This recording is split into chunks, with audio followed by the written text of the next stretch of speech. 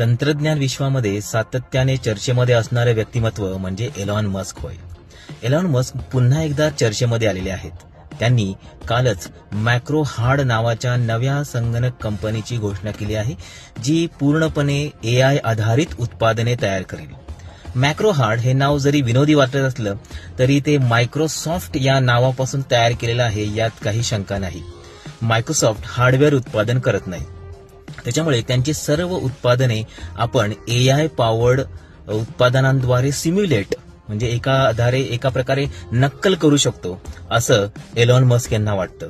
त्यामुळे AI द्वारे केले जाणारे इमेज निर्मिती, टेक्स्ट निर्मिती, स्पीच अर्थात आवाजांची निर्मिती करण्यासाठी नवीन उत्पादन तयार करण्याचं ध्येय हे एलॉन मस्क यांचं आहे.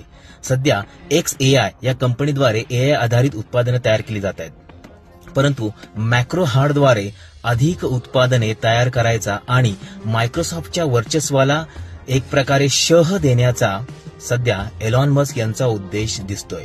आर्टिफिशियल इंटेलिजन्सची ही स्पर्धा कुठपर्यंत जाईल हे आता पाहण्याचं उत्सुकतेचं ठरणार आहे.